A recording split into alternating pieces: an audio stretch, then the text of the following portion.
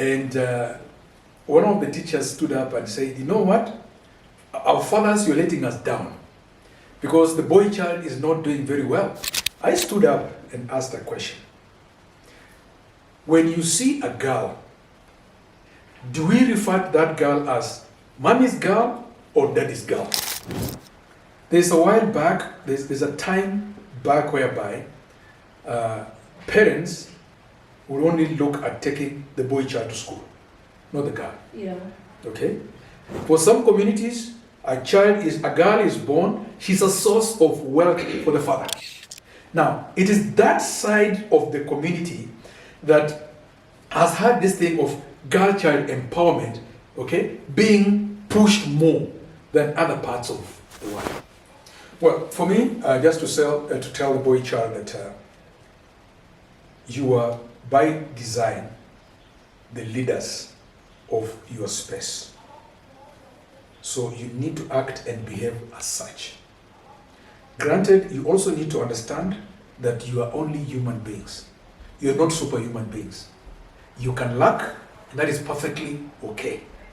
And one of the things I've said, and I'm repeating it again, that even no is an answer.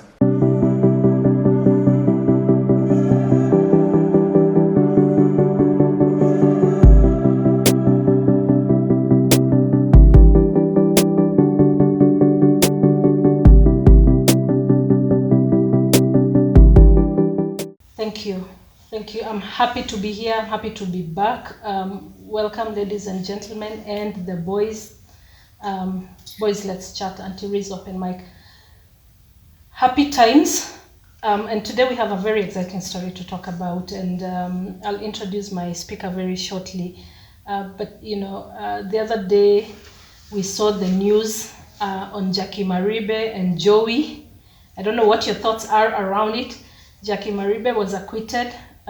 Joey is guilty for murder. I think his case comes up sometime. No comment for now, but I'd like to hear what you guys think and what your thoughts are. So even as we get into it today, please remember to subscribe, to like, to share. Keep interacting with me on my social media pages, on TikTok, on Instagram, on the old Facebook that I've been told many times. I am responding. Your messages are overwhelming, but there are those we have already spoken to. There are few that we have met with, and I'll continue to interact with you, and hopefully we get to the bottom of all this dynamic story of how do boys level up.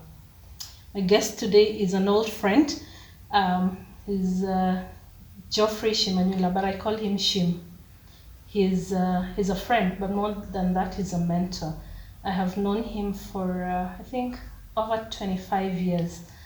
And it's very interesting because he's one of the people, actually he is the only person who made me man up. So very funny because I'm the Auntie who has manned up, so I've manned up in many ways. And so therefore, ladies and gentlemen, I'd like to invite Shim. Shim, welcome to our show today. Thank you. Like I briefed you, this space was created just to have very normal day-to-day conversations around the boy child. Like I said, there was very positive shift to the girl child, and the impact we have seen is great. You know, they leveled up, they were allowed second opportunities, perhaps for the girls who got pregnant while in school, and all this is in the society very positive. Very unfortunately, though, this was at the detriment of the boy child. Now, just don't get me wrong, and I don't want the audience to get us wrong. We are not saying we shift the focus now back to the boy and forget the girl. No, let's level up, because when all is said and done, these boys will be living with these girls ultimately as their wives, girlfriends, you know, and even friends. And it's such a huge challenge to get this boy now to even be able to be at the same space with the girl. And now this discussion, and especially the one for today, is to see the men of your time, and maybe those just before you, have manned up in serious ways. You know, we've looked up to you. Your families have looked up to you, and your families, by extension, is your parents. Yeah. You have held the mantle. You have carried out your responsibilities. Lately, we find these boys not carrying the responsibilities. True. And that brings me to my question: Is there different challenges in how you are brought up and how you're bringing up your children? So introduce yourself. And tell us if you are a parent to boys or girls. All right. Thank you, Auntie Ree. As you've been told, my friends, my family call me Shim, but the full name is Shimanyula. In recent days, I have been given another name, Uncle Shim. So I have lots of nieces and nephews out here who look out and reach out to me for all good reasons, great reasons, and those that are not very great. Yes, I am a father of boys and a girl. And I'm an uncle to so many nephews and so many nieces, which makes me a very, very proud uncle. Now, I've been asked to give a comparison of how it was growing up and how different it is at the moment. Before I even give my view of how things were then and now, I want to give an example of a time when my children were in primary school. And they were in the last grade. So we had this meeting where the teachers were sharing the performance with us. And the girls had performed very well compared to the boys. And one of the teachers stood up and said, you know what?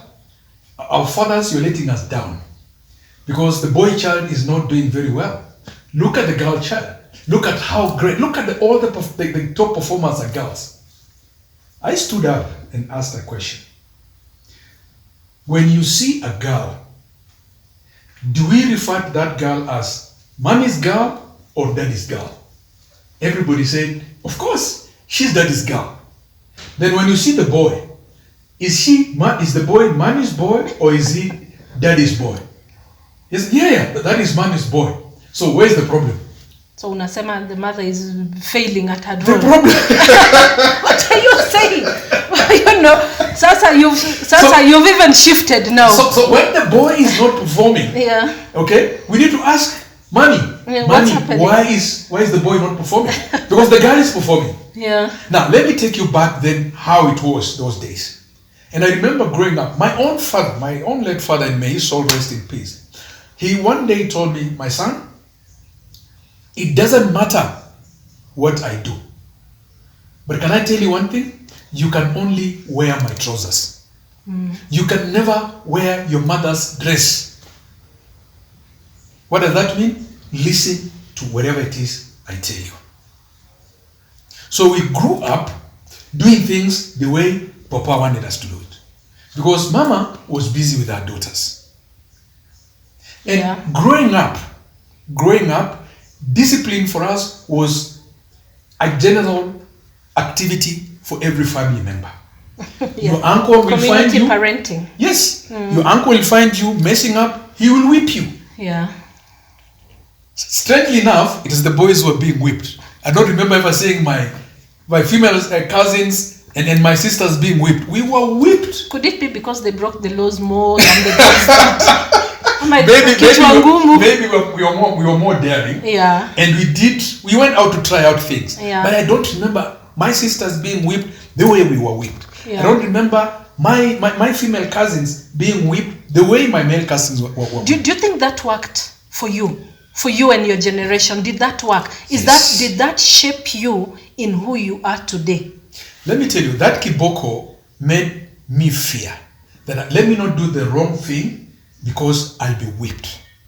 And I always say this, different cultures have different ways of enhancing discipline. Yeah. Yeah.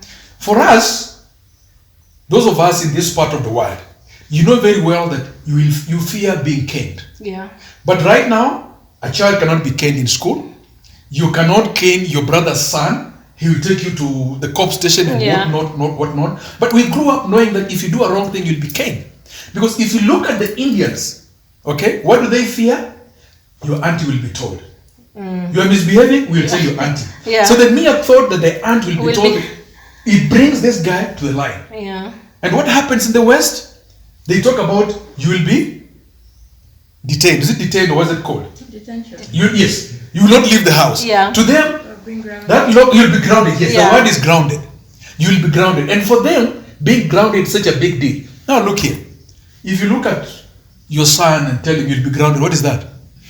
What is being grounded to him? Now, if your upbringing and the kind of parenting that your father modeled, yes, which perfectly has molded you to be who you are today, is that what you're doing to your children now? You are a father of boys, you said. Yes, I have boys. Unfortunately, I'm a very traditional father.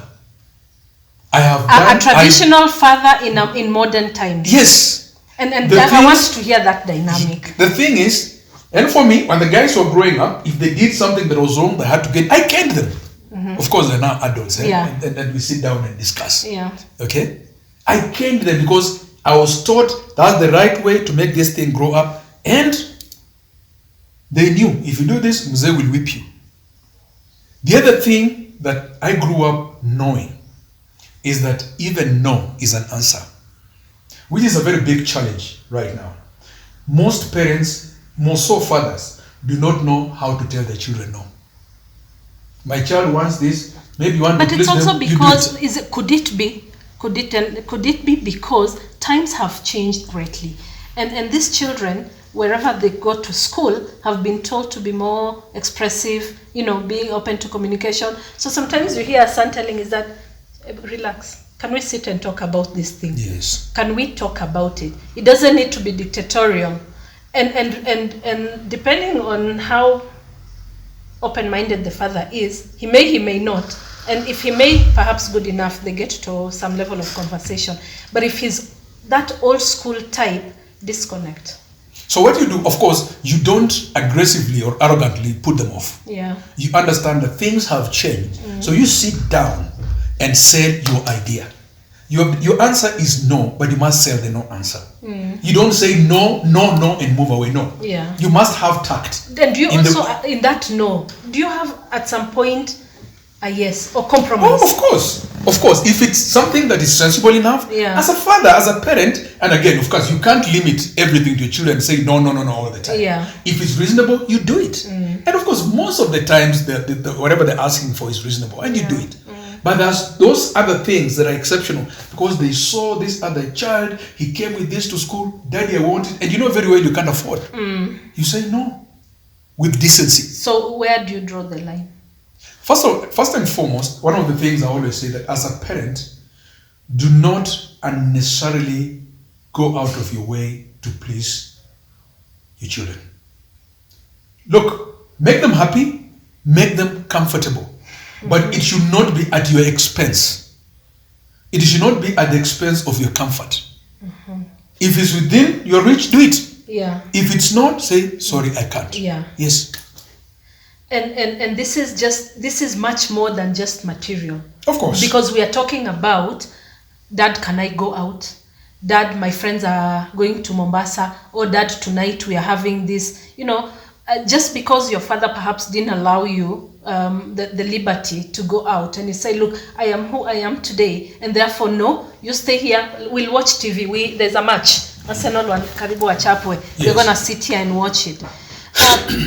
Where do you draw the line? I was allowed to go out, but only after a certain stage. Yeah. After I finished my 6th form, I was allowed to go for disco. Those days, disco was in the social hall. And we won't ask when we know. And the entrance was only 20 bob. Yeah. And then of course, it's not a thing you did every weekend. Of course. It happened once a month. Mm. And we asked for permission. You didn't sneak out. Yeah. Even for that, you asked, Daddy, we are going out. Who are you going with? Where are you going to? What time are you coming back? Go. And you know what? I'll have no problem opening the door for them when they're coming back. But it cannot be an everyday affair. Even that one, I say, no, the other things you need to do. Yeah. Fun is not everything. All the time. All the time. Yeah.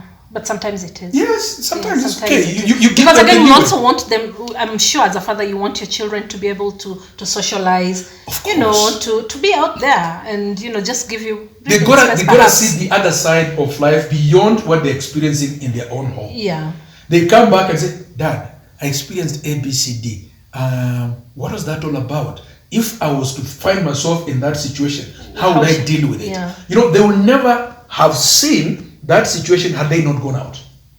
Shim, you primarily grew up in a rural setup. Yes. And, you know, until your university times. Yes. And of course, children who are brought up then, the dynamics were different. You know, almost, how do I say, I'm not saying the values changed, but the times change. Yes. I mean, I'm sure there's some things you do now. Now, in how you grew up and how you're raising your boys, in particular, today we don't talk about your beloved daughter for a while.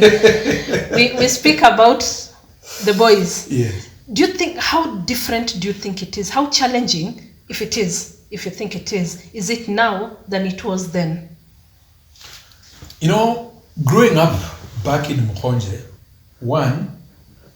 TV used to be lit in the evening. And after a few hours after news, it's off. There was no internet. There was no nothing. Yeah. Okay?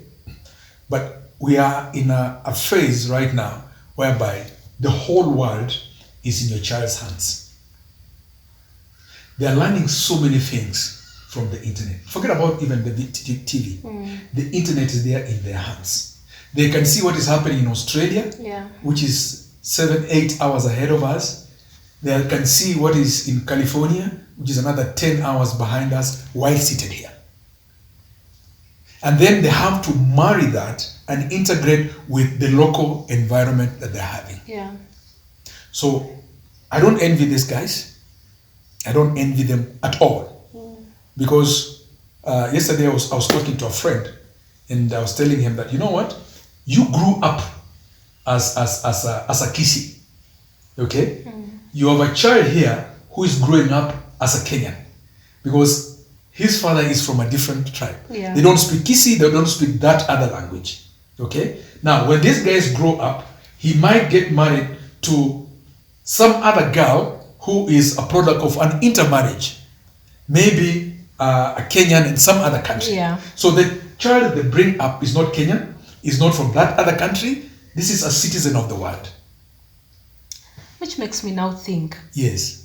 when we were growing up, when everyone is growing up and when we were raising our families, we usually do this against certain values. Yes. Culture, custom, perhaps. Now, in these times that are very dynamic, you know, we have social media, we have all these things. You're saying somebody is able to see what's happening in California or in India, wherever other part of the world. Yeah. How do you integrate all this to still maintain your values, perhaps as a community? Because you know, there is values as a community holds very strongly too. Right.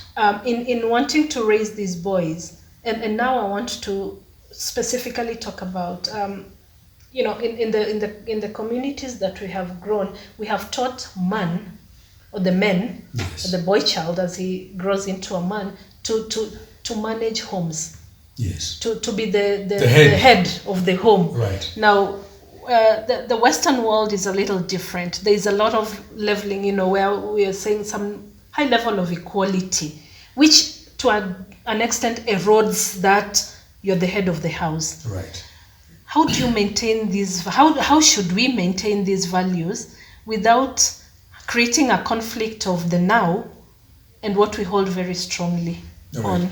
One of the things that I try very much to do is to ensure that I share our cultural values and practices with my children. Whenever we have an opportunity for a family to come together, I will always go with them. Although, of course, they're not there now. They have gone to school and whatnot. But whenever I have an opportunity, for good reasons and bad reasons, you know, Yeah. we are celebrating days or celebrating, including death, I will go with them. Mko na bullfighting kwenu? Yes, we do. You do. Apparently, Just actually, checking. the bullfighting that you hear about in our part of the world Yeah. is predominantly for two sub-tribes. Oh, which are in really? Kakamega. Yeah, there are parts of Western you go to, fellas have no idea what bullfighting is. Me, I only know it kwa nani, kwa senator. Yes, and their neighbors. Those are called Idahos and Isokas. Those are the fellas who keep bulls. If you go to Busia, those fellas have Is no it almost idea. an initiation? I know I sidetrack, but please, you must take me there one time. I will. Nimesikia kuna kitu wa No, see, this kwanza. bullfighting thing is just, it's a big celebration. Yeah. Okay? Just like, people go to the stadium to play football. For these guys on Saturday morning or Saturday morning, Yeah. it is happening first thing in the morning. It's such a big deal. And people will bring cows all the way from, several kilometers away. Long time ago, it was just for fun. Now they're making money. It's like part of betting. I know, because there's also so much awareness about it. Yes, they're making money out of it. And that bull, you keep it, should you want to sell it, the money is dear. You make good money out of that bull. It doesn't look like that wrestler who's been punched back. Anyway, yeah. It's good money. So when I go down to the village with this guy, they'll ask, Daddy, what is this? It is my responsibility to explain. Yeah. Okay? I don't expect them to engage like I did, but they have a feel of what that means and how that is part of their culture. Yeah. Yes. And I'm sure they appreciate it, and you hope that they will also carry it, to the other generation. By the way, talking about culture, okay, I have two boys, and the last born knows that, he is the one who remains in the home. The first born will have to go and build. Yeah. The guy the other day called me, he's out of the country in school, told me, Dad, please, I need to know whatever development you guys are making that home. I'm not being left out of that is my home. Yes. So he already knows. Yeah. And the big boy knows, for me, I need to go and build elsewhere. Yeah. They know. Shim, we go back to this issue of empowerment, and like I said, I'm very happy with it. Girls have been empowered. But now talking to these boys very specifically, your boys, your two, I have 4. Yes. And all these ones who listen to me, they are so lost as to where to stop being a man and where to allow the lady to thrive. I don't know if you get me. So the boys have been told, this girl has gone to school, she's going to go do her, for her undergraduate, she's going to do her master's. And this boy, maybe that environment wasn't, and he has his basic degree. These two are going to end up together. Yes. Again, there's a whole issue of esteem here that comes out. How do you tell these boys how to hold on to their ground, yes, and to be who they really are supposed to be without yes, telling, verbalizing it? I am the man. How do you live it? Right. Yeah. First of all, when you're talking about empowering the girl child, allow me to just take you a few years back. There's a while back, there's a time back whereby parents would only look at taking the boy child to school, not the girl. Yeah. Okay? And there are some communities that were practicing that more than others. For some communities, a girl is born, she's a source of wealth for the father. Yeah. The father looks at the girl and sees cows or goats or camels, whatever it is. Now, it is that side of the community that has had this thing of girl-child empowerment, okay, being pushed more than other parts of the world. Yeah. Where I grew up, we went to school with our sisters. Our aunties had gone to school at the same level as and there was really no need for empowerment. I mean, it was equalized. It was always there. Yeah. Okay, it has always been there. It has always been there. No, but it hasn't, because I want to tell you something. I'll Yes. give you an example of it, and I think I have said this either to you or previously. Yes. You find a situation where a boy impregnates a girl. Yes.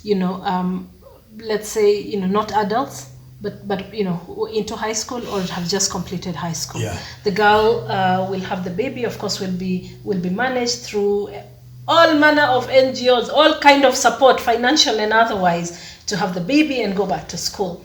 Because the boy was underage, he'll go through the normal channels of law, be put in, and maybe 2-3 years. But 2-3 years when he's out, he can't go back to school.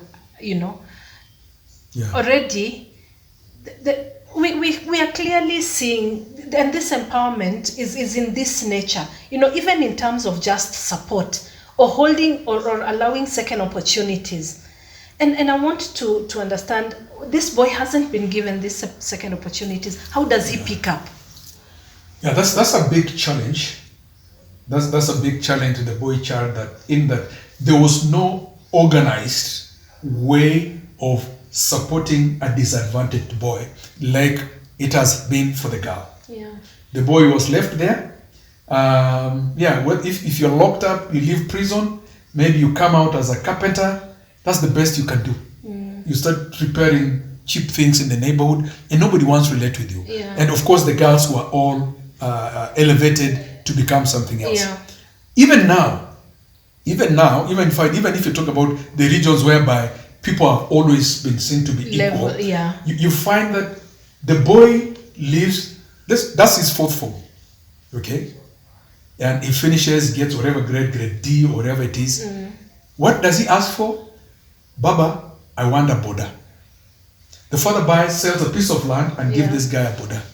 And the fella is in the village, up and down, making some little money. Yeah. In the meantime, this girl will end up going in a teacher's training college, or she becomes a nurse.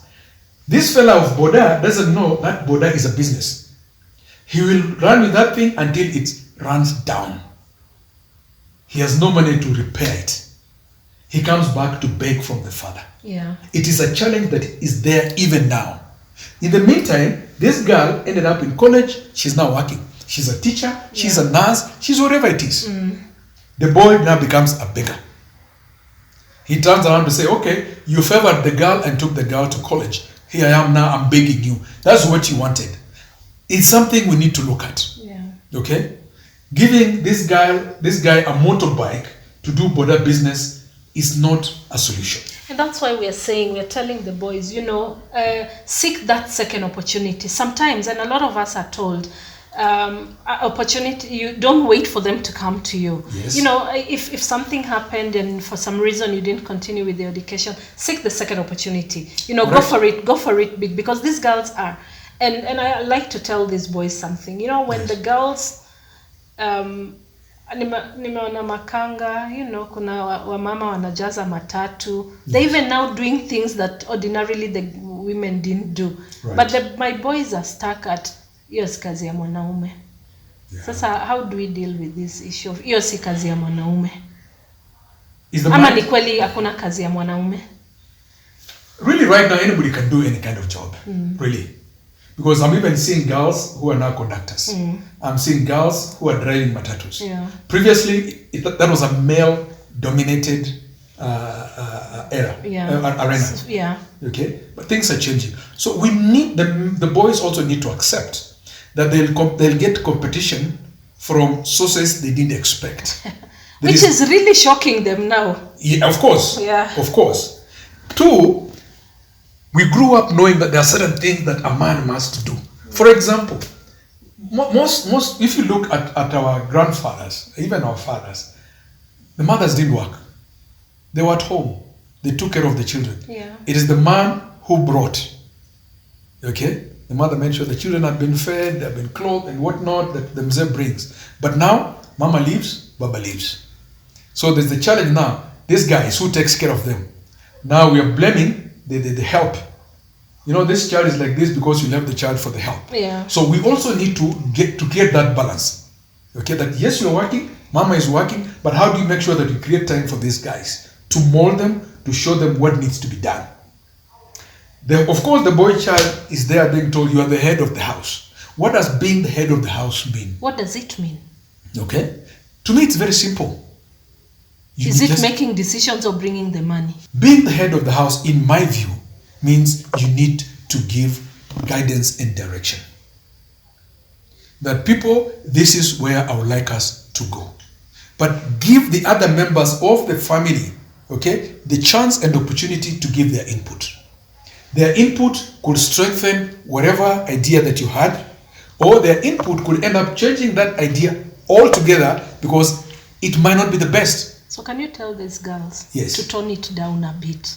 Because if what you're saying is right, well, is the right space for, or is the true, maybe not true, but the definition of being the head of the house. Yes. Shim, these girls have good jobs. Yes, they do. Good jobs. And good money. They're making good money. Good money. Yes. And they're marrying our boys Yes. who have good jobs. Good money is something else. Another story. Now you're telling him that Akuje, he decides we are going to build in Syokimau. The man has decided, because perhaps in his capacity, Yes. that's where it fits in. The woman, on the other hand, is saying, Aiwezekani, there's this place just after Karen, I don't know what it's called. It's a new Karen. Mm-hmm. Yeah, I'm told everybody's now moving. Yes. And her, she says, no, that's it. Mm-hmm. And conflict. Correct. Conflict, because the guy knows, the husband or the man knows, that's not attainable. And now. Yes. And now is it, because sometimes Shim, now can be forever. That's true. That one now can be forever. And therefore, this girl or this wife becomes so assertive and says, I will pay. I will buy. In fact, I've bought the land. Here's the title. Right. So you bring your 20% for building. I have my 80. It starts off well. Yes. Until some point where she constantly reminds you of the 80%, not necessarily verbalizing it, Yes. but you get to know that 80% was put in here. Now, whether we like it or not, esteem issues play big roles in homes, and especially when you can see them glaring. And then this man becomes very subdued, Yes. out of circumstance and health, mental health issues, or just perhaps giving up. So where's the balance, Lakini? Right. I want to say this. A good chunk of the ladies are very reasonable. A significant chunk of ladies are very reasonable. They're very supportive. But you'll find a few extreme cases. Yeah. Unfortunately, so. Just like even on the male side of things, you'll find a big chunk of boys who are reasonable. But a few who have a problem the moment money hits their pocket. Shim, hold it right there. Yes. I got a DM, unajua DM? What is DM? DM ni ile message mtu hutumiwa Direct message, yes. Hiyo haiko kwa Facebook, bali mimi na wewe tuko. I got a message Yes. From this girl who says, Auntie, we had an episode that was talking about the empowered girl and how happy we were. Yes. And she said, that's all good, but I have a job. My boyfriend has a job. They're not married. And I want to buy a car because I can afford to buy a car.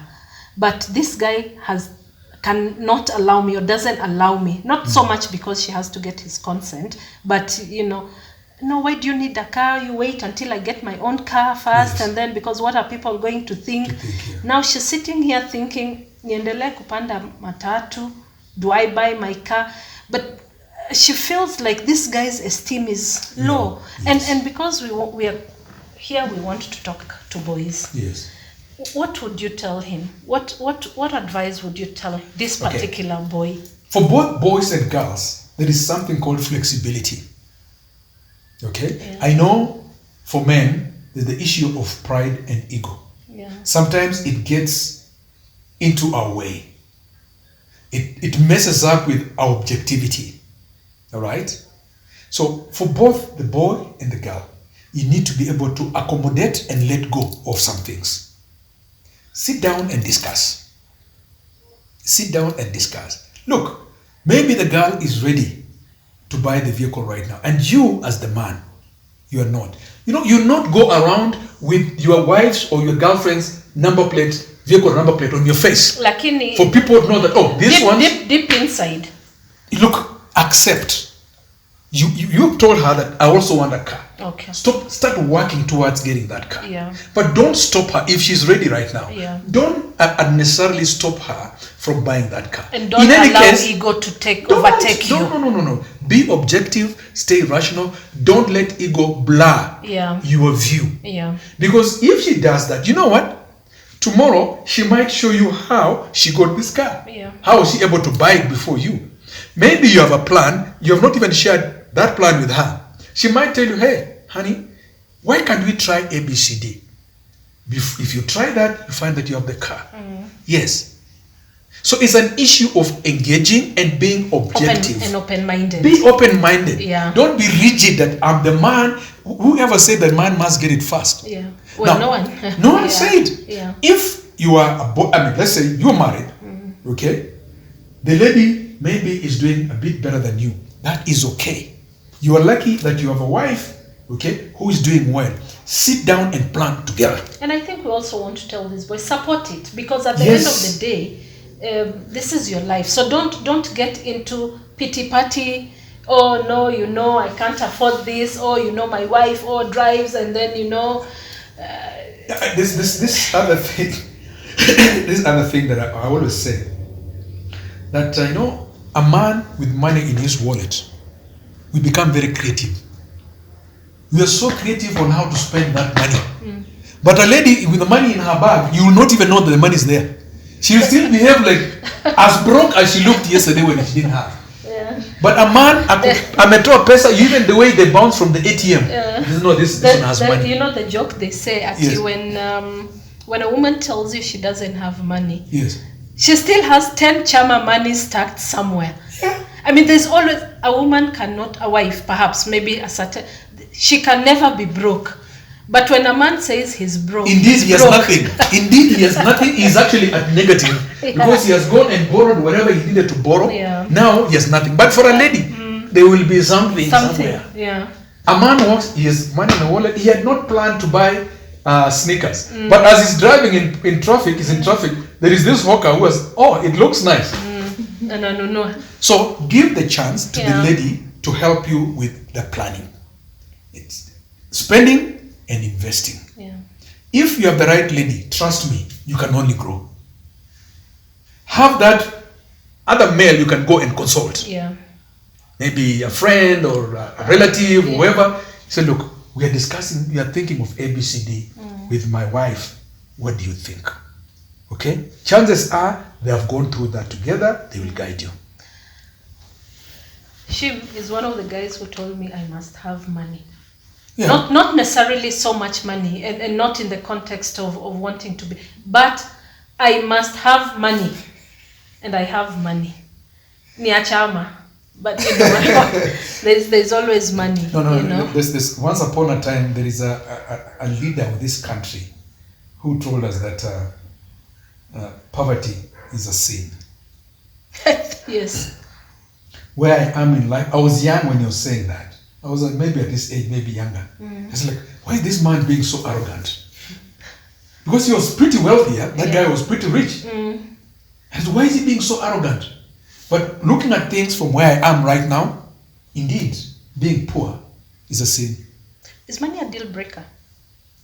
Especially that we're talking to these boys. Is money a deal breaker?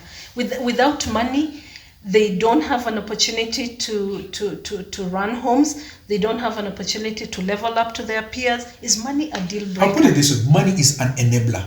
Yeah. If you have money, you can do more things faster than if you didn't have. And therefore, I don't want to tell the boys to do whatever it takes. No, not whatever it takes. No. But to do, because if you go that route, then they start taking shortcuts. Oh, absolutely. Yeah. And that is short-lived. Yeah. That is short-lived. Shim, you have a daughter. Yes. And this is off topic, but I just want your opinion on this. Yeah. Lately, we've also been hearing a lot of issues about boys killing girls, not wanting to say, not accepting a no, perhaps, or maybe just out of esteem issues, not necessarily wanting something directly from the girl, but maybe just not being able to get her. you being a father of a daughter, you also want to put her in a comfortable space where no man will just come and lure her with money, and therefore the little pocket money that she needs, yes, you avail it. Yes. And it has empowered her kiasi. You know, what do you tell men? Yes. The young men. I don't want to say boys because this is a bit, you know, these slightly older boys. So the young men, young adults. What do you tell them? What do you tell them? I mean, how do they need to deal with these girls? Why are they not? Why are we in this situation that we are in? So the number one problem that I see nowadays, which is different from our days, is that young men believe that a lady will only love you because of your money. That a lady will only love you because of the amount of money you can spend on her. In our days, it was so different. You meet your girlfriend on Saturday afternoon, you go to Wimpy, you have lunch, and you're very happy. Those days you didn't have mobile phones. So if you get a chance to call the house number. So if you agreed it's 2:00, it has to be true. Yes, of course. Next Saturday's date will be agreed on today. It will be happy times. At that telephone booth at Kenya Cinema at 2:00, and indeed you'll be there at 2:00. Yeah. Nowadays you have all these mobile phones, and I hear, where are you? I'm just around the corner and she's still in the house. Niko njiani na kam. And then the girls didn't look at you based on what it is that you have. Yeah. Okay? Most of us, we were considered because of potential, maybe. Mm-hmm. Okay? And maybe how you're able to pitch your story. Yeah. But for now, it's all about money. Without money, you hear they're broken. Shim, I want to interject. Yes. I'm a proponent of these boys. Yes. And I want to I'll give you a very close example. In my own household. Yes. So my son gets a phone call. Yes. From a group of friends, and they say, look, we want to hang out. Can we all have can we go for a movie? And they all agree. So he actually gets called by this girl who says, John and Tom and I are, would you like to join? He says, of course. Yes. And then she says, so you'll get me an Uber. Uh-huh. So he is like, no, you get yourself there. Okay. So my ticket is on you, my movie ticket. So I don't know how his conversation with her went, but I know how his and I went. Yes. So he comes and tells me, you know, mommy, she's not my girlfriend.